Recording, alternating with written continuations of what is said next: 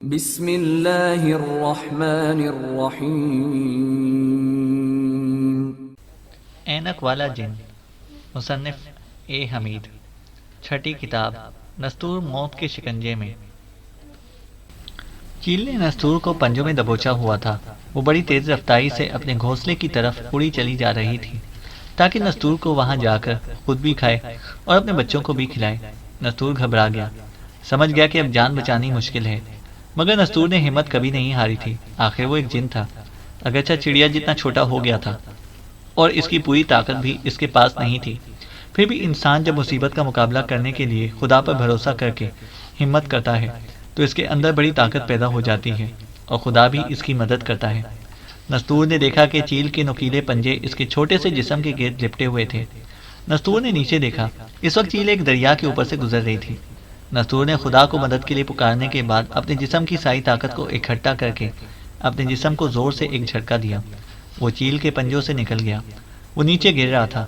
چیل نے جب دیکھا کہ شکار اس کے پنجوں سے نکل گیا ہے تو وہ نیچے کو جھپٹی، مگر نستور اس وقت تک دریا میں گر چکا تھا۔ دریا میں گرتے ہی وہ پانی کی لہروں کے اندر ڈوب گیا۔ اس نے سانس روک لیا تھا اور پانی کے اندر ہی اندر آگے بڑھنے لگا۔ جن ہونے کی وجہ سے وہ جتنی دیر چاہے پانی کے اندر ٹھہر سکتا تھا، وہ جتنی دیر چاہے سانس کو روکے رکھ سکتا تھا۔ دریا کے اندر ہی اندر وہ بہاؤ کے رخ کافی آگے نکل گیا۔ تبھی سے مینڈک کی طرح اپنے بازوؤں اور ٹانگوں کو حرکت دی اور دریا کی سطح پر آ گیا۔ اس نے آسمان کی طرف دیکھا۔ اس کی دشمن چیل غائب ہو چکی تھی۔ نستور کی اب یہ کوشش تھی کہ کسی طرح دریا کے کنارے پر پہنچ کر واپس اپنے کھنڈر میں جائے، کیونکہ کامئی ناگن جب شہر سے واپس آ کر دیکھے گی کہ نستور بھی گم ہو گیا ہے تو اسے سخت پریشانی ہوگی۔ مگر دریا کا بہاؤ بڑا تیز تھا۔ دریا کی تیز لہریں چھوٹے سے نستور کو آگے آگے بہائے لیے جا رہی تھی۔ دریا کے کنارے پہنچنا نستور کے اختیار میں نہیں تھا۔ دریا کی لہریں اسے بہائے لیے جا رہی تھیں۔ دریا ایک جگہ پہنچ کر بائیں جانب کو مڑ گیا۔ نستور نے دیکھا کہ دریا کے دونوں کناروں پر ریت کے اونچے اونچے ٹیلے ہی ٹیلے تھے۔ کہیں کہیں کوئی کھجور کا درخت نظر آ جاتا تھا۔ یہ وہ جانتا تھا کہ وہ یروشلم شہر سے دریا میں گرا ہے، مگر دریا اسے کہاں لے کر جائے گا اس کا نستور کو کچھ پتہ نہیں تھا۔ یہ دریا کافی آگے جا کر ایک اور بڑے دریا سے مل جاتا تھا۔ نستور نے کئی بار کنارے کی طرف تیرنے کی کوشش کی، مگر دریا کی لہریں بڑی تیز تھیں۔ دوسرے، وہ انگوٹھے جتنا چھوٹا تھا، وہ کامیاب نہ ہو سکا۔ دریا اسے ایک ادموئی چڑیا کی طرح آگے ہی آگے لیے جا رہا تھا۔ جب وہ دریا میں بہتا ہوا کافی دور نکل گیا تو اسے ایک شہر کے مینار اور مکان اور درختوں کے جھنڈ نظر آنے لگے۔ وہ سمجھ گیا کہ کوئی شہر آ رہا ہے۔ دریا میں اسے کشتیاں بھی تیرتی نظر آنے لگیں۔ کشتیوں میں مسافر بیٹھے تھے، کچھ دریا کی سیر کر رہے تھے، کچھ دریا پار کر رہے تھے۔ مسافروں سے بھری ہوئی ایک بڑی کشتی نستور کے قریب سے گزری تو اس نے ہمت کر کے کشتی کے پیچھے لٹکتی ہوئی رسی کو دونوں ہاتھوں سے پکڑ لیا۔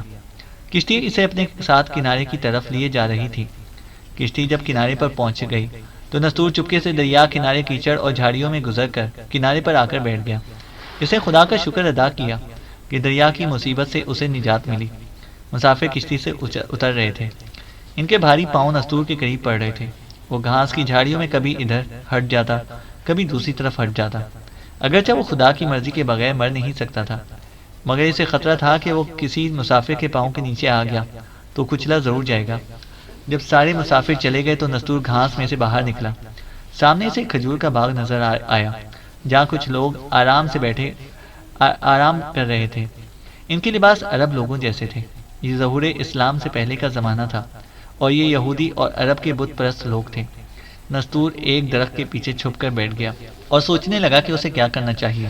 وہ ہر حالت میں یروشلم شہر کے کھنڈر میں واپس جانا چاہتا تھا جہاں کامئی ناگن اس کے لیے پریشان ہو رہی ہوگی، مگر یروشلم شہر بہت پیچھے رہ گیا تھا۔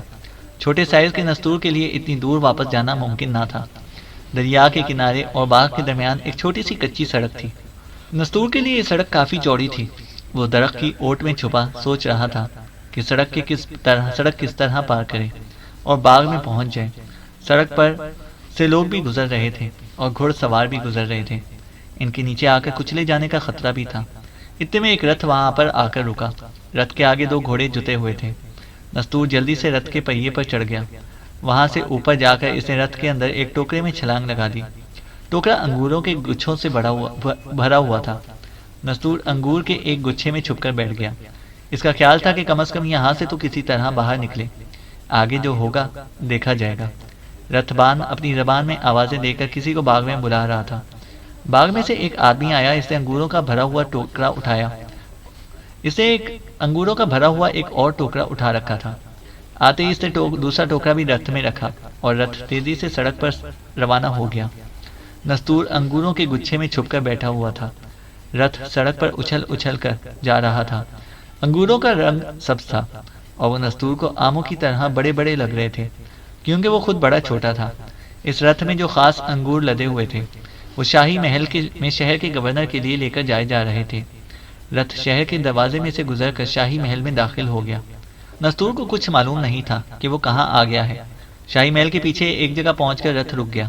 شاہی محل کے ملازموں نے اسی وقت انگوروں کے ٹوکرے اٹھائے اور شاہی باورچی خانے میں لے جا کر رکھ دیے۔ وہ دوپہر کے کھانے کا وقت تھا۔ شاہی محل میں گورنر کے لیے کھانا لگ کر جا رہا تھا۔ شاہی ملازموں نے فوراً انگوروں کے گچھے نکال کر ایک بڑے تھال میں سجا دیے۔ نستور جن گچھے میں چھپا ہوا تھا وہ سب سے نیچے تھا۔ وہ باہر بھی نہ نکل سکا اور انگور سے سجا ہوا تھال ایک کنیز نے سر پر اٹھایا اور محل کے اس بڑے کمرے میں آ گئی جہاں شہر کا گورنر لمبی میز کے سامنے درباریوں کے ساتھ بیٹھا کھانا کھا رہا تھا۔ کنیز نے تھال گورنر کے سامنے رکھ دیا۔ گورنر نے انگوروں کو دیکھا تو خوش ہو کر کہا، ہمارے شاہی باغ کے انگوروں کا کہیں کوئی مقابلہ نہیں ہے۔ گورنر نے انگور کا ایک گچھا اٹھایا تو دوسرے درباری بھی تھال میں سے انگور اٹھانے لگے۔ نستور کو اندازہ ہو گیا تھا کہ وہ شاہی محل میں آ گیا ہے۔ جس گچھے میں وہ چھپا ہوا تھا وہ گچھا ایک درباری نے اٹھایا تو چھوٹا سا نستور گچھے میں سے نیچے اس کی جھولی میں گر پڑا۔ ایک انگوٹھے جتنے سائز کے انسان کو اپنی جھولی میں ادھر ادھر دوڑتے دیکھ کر درباری کی چیخ نکل گئی۔ اس نے جھولی کو جھاڑا تو نستور اچھل کر میز پر آ گیا۔ سب درباری پھٹی پھٹی آنکھوں سے چھوٹے سے انسان کو ادھر ادھر دوڑتے دیکھنے لگے۔ گورنر بھی حیرت زدہ تھا۔ اس نے کہا، اتنا چھوٹا انسان ہم نے آج تک نہیں دیکھا، یہ قدرت کا عجیب کرشمہ لگتا ہے۔ گورنر نے ہاتھ آگے کر کے نستور کو اپنی ہتھیلی پر اٹھا لیا اور چہرہ اس کے قریب لا کر پوچھا، تم کون ہو؟ تم اتنے چھوٹے کیسے ہو گئے؟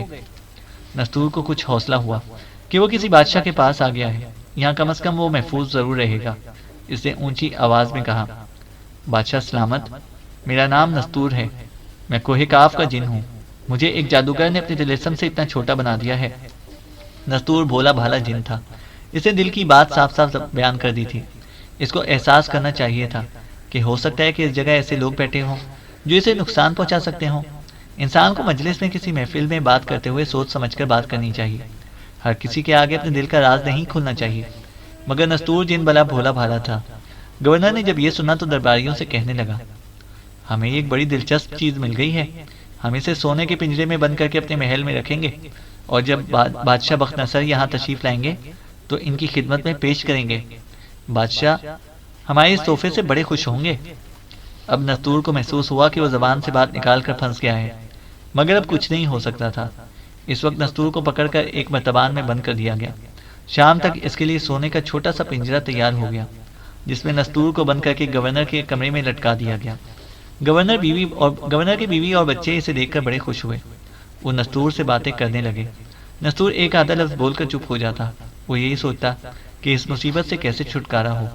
یہ خبر شاہی مندر کے بڑے پجاری تک بھی پہنچ گئی کہ شاہی محل میں ایک ایسا انسان پنجرے میں بند ہے جس کو کسی نے طلسم سے چڑیا کے جتنا چھوٹا کر دیا ہے۔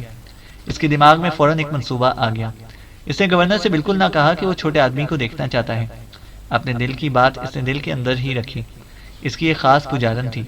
اس پجارن کو پجاری نے ہر بات بتا دیا کرتا تھا اور اسے مشورے بھی لے لیتا تھا۔ اس نے پجارن کو اپنے مندر والے کمرے میں بلایا اور ساری بات بیان کی۔ پجارن نے کہا، میں نے بھی سنا ہے کہ حاکم شہر کے شاہی محل میں ایک ایسا آدمی پنجرے میں بند کر کے رکھا گیا ہے جو چڑیا جتنا چھوٹا ہے اور باتیں بھی کرتا ہے۔ پجاری نے آنکھیں سکیڑ کر کہا، کالاشی، یہ پجارن کا نام تھا۔ دیوتا ہم پر مہربان ہو گئے ہیں۔ اس چھوٹے آدمی سے ہم ایک ایسا کام لے سکتے ہیں کہ اس کے بعد تم میری ملکہ ہوگی اور میں بابل کا بادشاہ ہوں گا۔ کالاشی پجارن اپنے پجاری کا منہ تکنے لگی، پھر بولی، یہ کیسے ممکن ہے میرے آقا؟ پجاری اٹھ کر کمرے میں ٹہلنے لگا۔ یہ میں تمہیں بعد میں بتاؤں گا۔ اس وقت ہمیں کوئی ترکیب ڈھونڈنی ہے کہ جس پر عمل کر کے ہم اس چھوٹے انسان کو شاہی محل کے پنجرے سے چرا کر اپنے پاس لے آئیں۔ کالاشی پجارن سوچ میں پڑ گئی، کہنے لگی، سونے کا پنجرا حاکم کے شاہی کمرے میں لٹکا ہوا ہے وہاں سے چھوٹے انسان کو نکال کر لانا بڑا مشکل کام ہے۔ وہاں پہرا لگا ہوتا ہے، کیونکہ حاکم شہر اس چھوٹے انسان کو شاہ بابل کی خدمت میں پیش کر کے اس کی خوشنودی حاصل کرنا چاہتے ہیں۔ پجاری مکاری سے مسکرایا، کالاشی یہ کام تم کرو گی، میرے ذہن میں ایک ترکیب آ گئی ہے۔ پجارن کا تو رنگ اڑ گیا، کیونکہ اس شہر کا گورنر بڑا سنگ دل اور ظالم تھا اور جرم کرنے والوں کی کھال کھنچوا دیا کرتا تھا۔ وہ کہنے لگی، پجاری جی کیا تم مجھے مروا دینا چاہتے ہو؟ پجاری نے کہا، تم آگے چل کر ہماری ملکہ بننے والی ہو، ہم تمہیں کیسے مروا سکتے ہیں؟ پجارن نے کہا، تو پھر میں سونے کے پنجرے میں سے انسان کو کیسے نکال کر لاؤں گی؟ وہ پجاری کہنے لگا، وہ انسان نہیں ہے بلکہ کوہ کاف کا ایک جن ہے، جس پر کسی نے طلسم کر کے اسے چھوٹا سا بنا دیا ہے۔ اس کا نام نستور ہے۔ میں تمہیں اسے چرانے کی ترکیب بتاؤں گا، تمہیں کوئی نقصان نہیں پہنچے گا اور نستور جن ہمارے پاس آ جائے گا۔ پجاری نے ساری معلومات حاصل کی کہ نستور کے پنجرے پر کس وقت پہرا ہوتا ہے اور کتنے سپاہی پہرا دیتے ہیں۔ اسے معلوم ہوا کہ آدھی رات کے بعد صرف ایک سپاہی پنجرے پر پہرا دیتا ہے۔ پجاری نے کالاشی پجارن کو آدھی رات کے وقت چاندی کا ایک گلاس دیا جس میں انگوروں کا شربت تھا۔ اس نے پجارن سے کہا، تمہارا کام یہ ہے کہ یہ شربت کسی طرح پہرے دار کو سپاہی کو بلا کر پلا دو۔ اس شربت میں نے ایک خاص طلسمی سفوف ملا دیا ہے جس کے اثر سے سپاہی 5 سال کے لیے بے ہوش ہو جائے گا۔ جب سپاہی بے ہوش ہو جائے تو تم پنجرے میں سے نستور کو نکال کر لے آنا۔ اگر وہ شور مچانے لگے تو اسے کہنا کہ فکر نہ کرو، میں تمہیں آزاد کرانے کے لیے لے جا رہی ہوں اور تمہیں اپنے طلسم سے بڑا بھی کر دوں گی۔ اب جاؤ۔ پجارن کالاشی کو بھی لالچ تھا کہ اگر پجاری بادشاہ بن گیا تو وہ اس کی ملکہ بن جائے گی۔ وہ شربت کا گلاس لے کر شاہی محل کی طرف چل پڑی۔ وہ تمام خفیہ راستے جانتی تھی۔ جب وہ گورنر کے خاص کمرے میں پہنچی تو دیکھا کہ چھت سے پنجرا لٹک رہا ہے اور اس میں ایک چھوٹا سا انسان سر جھکائے خاموشی سے بیٹھا ہے۔ ایک سپاہی پنجرے کے نیچے کھڑا پہرا دے رہا ہے۔ سپاہی پجارن کو جانتا تھا، اس نے پجارن کو دیکھا تو بولا، کالاشی تم اس وقت رات گئے کیسے آئی؟ پجارن نے شربت کا گلاس آگے بڑھاتے ہوئے کہا، بھائی میں نے انگوروں کا خاص شربت آج تیار کیا ہے، سوچا تھا تمہیں بھی ایک گلاس دے لوں، لو پیو، میں نے اپنے ہاتھ سے بنایا ہے۔ سپاہی کو پجارن پر کسی قسم کا شک و شبہ ہو ہی نہیں سکتا تھا۔ اس نے گلاس لیا اور سارا شربت پی لیا۔ شربت پیتے ہی سپاہی کو چکر آیا اور وہ فرش پر دھڑام سے گر پڑا۔ پجارن جلدی سے ایک کرسی پر چڑھی، پنجرے کو کھولا اور ہاتھ اندر ڈالا۔ نستور یہ سارا تماشا دیکھ رہا تھا۔ وہ پیچھے ہٹ گیا اور باریک آواز میں چیخ کر بولا، کون ہو تم؟ کالاشی پجارن نے کہا، نستور میں تمہاری مدد کرنے آئی ہوں، میں تمہیں پنجرے کی قید سے نجات دلانا چاہتی ہوں، میرے ساتھ چلو۔ میرے گورو پجاری کے پاس ایک ایسا طلسم ہے جس کا منتر پھونکنے سے تم پھر بڑے ہو جاؤ گے۔ نستور بڑا خوش ہوا۔ بھولے بھالے جن نے یہ نہ سوچا کہ آخر اس پجارن کو اس سے اتنی ہمدردی کیوں ہو رہی ہے۔ فوراً پجارن کے ساتھ جانے پر تیار ہو گیا۔ پجارن نے نستور کو پنجرے سے نکال کر اپنی قمیض کے اندر چھپا لیا اور جدھر سے آئی تھی ادھر کو چل دی۔ وہ سیدھی شاہی مندر کے پجاری کے کمرے میں پہنچی جہاں پجاری بے چینی سے اس کا انتظار کر رہا تھا۔ پجاری کو دیکھتے ہی بولا، لے آئی ہو نستور کو؟ پجارن نے کہا، ہاں گروجی، میں نے نستور کو بتا دیا ہے کہ میرے گروجی تمہیں اپنے جادو سے بڑا کر دیں گے اور پھر تم آزاد ہوگے۔ ساتھ ہی پجارن نے پجاری کو آنکھ سے اشارہ کر کے یہ ظاہر کر دیا کہ اس نے نستور کو پھانسنے کے لیے ایسا کیا تھا۔ پجاری نے بھی آنکھ کا اشارہ کر کے اس کو شاباش دی۔ پجارن نے قمیض کے اندر ہاتھ ڈال کر چھوٹے سے نستور کو باہر نکالا اور پجاری کے سامنے چوکی پر رکھ دیا۔ پجاری اسے دیکھ کر حیران بھی ہوا اور خوش بھی ہوا، کیونکہ اسے کسی ایسے ہی انسان کی ضرورت تھی جس کو طلسم کے ذریعے کسی جادوگر نے چھوٹا کر دیا ہو۔ اس کے پاس ایک ایسا آتشی عمل تھا کہ جو وہ کسی ایسے انسان پر ہی پڑ سکتا تھا۔ پجاری نے نستور کے سر پر اپنی انگلی رکھ کر اسے پیار کیا اور بولا، نستور میں تمہارے بارے میں سب کچھ سن لیا ہے کہ تم کوئی کاف کی جن ہو اور تمہیں کسی ظالم جادوگر نے اپنے طلسم سے چھوٹا کر دیا ہے۔ نستور بولا، ہاں گرو جی، وہ بڑا شیطان جادوگر تھا، میرا سلیمانی لاکٹ بھی اس نے چھین لیا جس میں میری طاقت تھی۔ پجاری کے کان کھڑے ہو گئے۔ سلیمانی لاکٹ ایک ایسی چیز تھی کہ اس کے مل جانے سے پجاری بابل کا کیا ساری دنیا کا بادشاہ بن سکتا تھا۔ وہ دل میں بڑا خوش ہوا، کہنے لگا، نستور بھائی تم بالکل بے فکر نہ کرو، میں تمہیں بڑا بھی کر دوں گا اور تمہارا سلیمانی لاکٹ بھی تمہیں واپس لا دوں گا۔ اب تم آرام کرو، کل تم سے بات کروں گا۔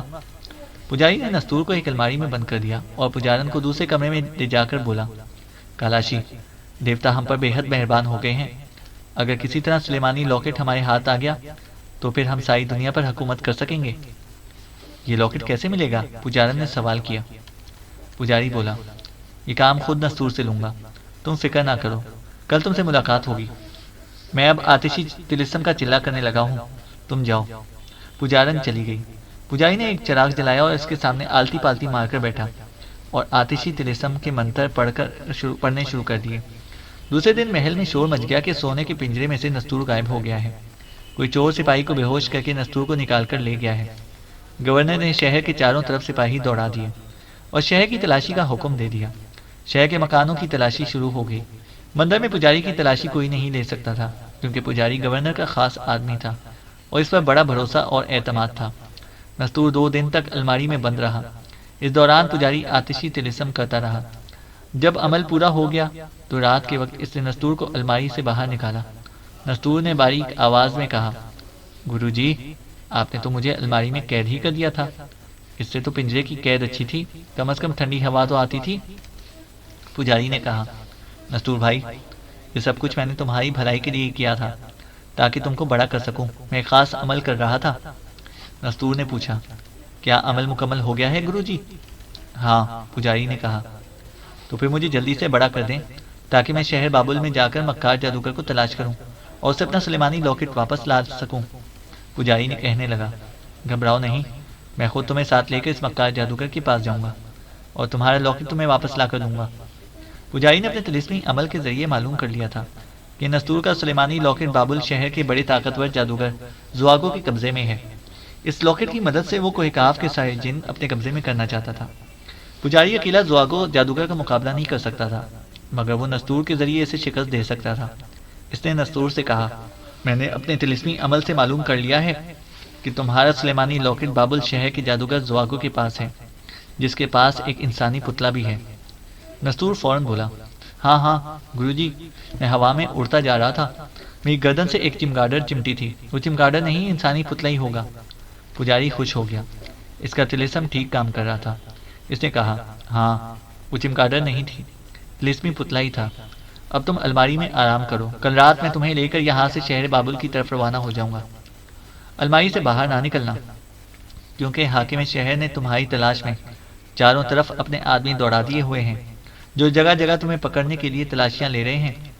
نستور نے کہا، گرو جی، میں پاگل ہوں جو الماری سے باہر نکل کر دوبارہ پنجرے میں قید ہوں گا؟ آپ بالکل بھی فکر نہ کریں، میں الماری میں ہی رہوں گا۔ دوسری رات پجاری نے پجارن کو سب کچھ سمجھایا۔ اس نے شہر کے گورنر کو یہ بہانہ بنایا کہ وہ بابل شہر کے بڑے پجاری سے ضروری ملاقات کرنے جا رہا ہے۔ گورنر نے اسے اجازت دے دی۔